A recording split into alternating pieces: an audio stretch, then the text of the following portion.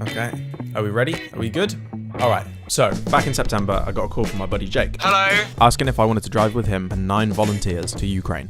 You know. We begin in Ukraine. The war in Ukraine. A major military operation against Ukraine. That Ukraine. My answer was something along the lines of, Well, duh. the plan was to take vehicles and medical aid along with a charity called Driving Ukraine. Now, just a few short weeks after that, I was stood on a memorial site 1,300 miles away from home, talking to a mother right next to her son's grave.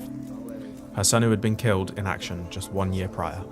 In this video, I want to share with you the few days leading up to this moment and some of the amazing work that this charity is doing.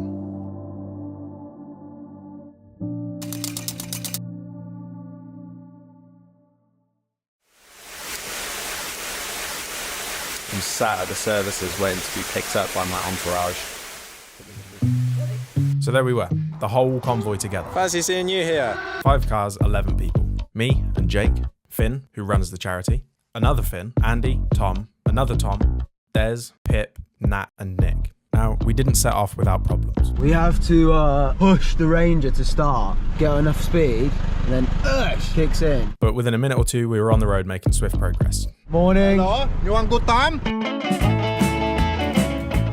For about 10 minutes. Oh my god, there's a bumper falling off.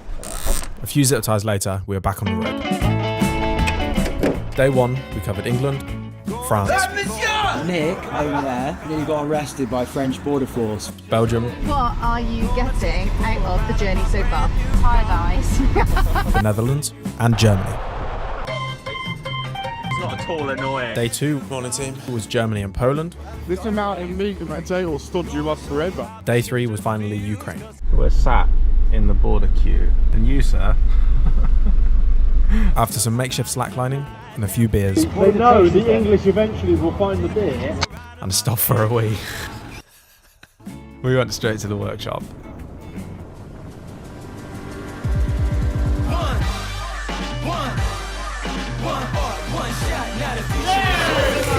Now this was our host, Maxime.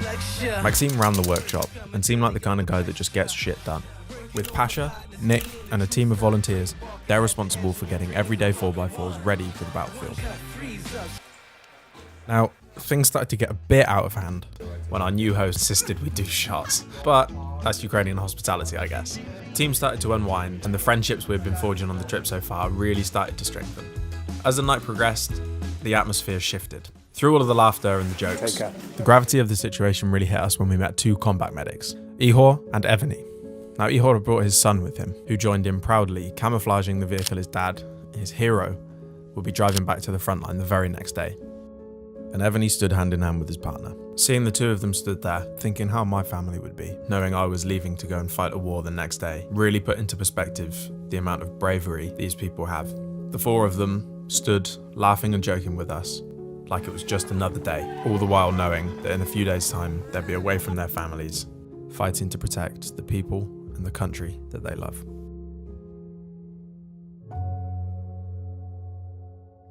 The next morning followed suit.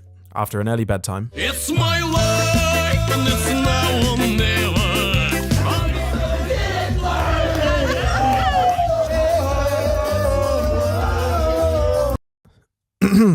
we all got up and followed Maxime to a mural that was being painted in memory of a local man, Taraz, who had been killed in action. Maxime told us he was a university professor and was known and loved by his community, and that the mural we were looking at had been painted so it could be seen from both his school and from his mum's house. Following this, we all got back in our beloved 4x4s and drove to the War Memorial in central Lviv. Now, I don't have as much footage from the memorial as I would like to, but at the same time, I feel like I have way too much. I was invited on the trip solely as a photographer, and being a photographer, I'm used to standing out, being up on stage, hanging out the back of a moving car, or any of the other weird situations I find myself in. I never really mind it, but I have never in my career felt more out of place than I did that morning.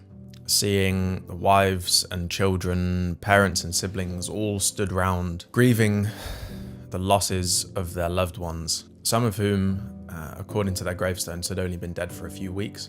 Seeing gravestones marked with birthdays from the same month and the same year as my own, and the empty graves that had been dug that were just waiting to be filled was heartbreaking. I asked Finn if we could go and see where Taraz from the mural lay. And when we got there, his mother and his 2 brothers were there, tending the flowers. Now, seeing the tears in his mum's eyes above what looked like a proud smile, I put my camera away. We left shortly after that and packed up to go home a few hours after. When we got home, I read an article by my friend Finn, who I met on the trip, who I think summed it up perfectly. This was an emotional reminder of the real lives we were hoping to impact. To help, perhaps in just a small way, is often easier than expected. Without dedicating our lives to a single cause, we can all make small, powerful habits of offering help to those that need it. All that's left to ask? What are you going to do?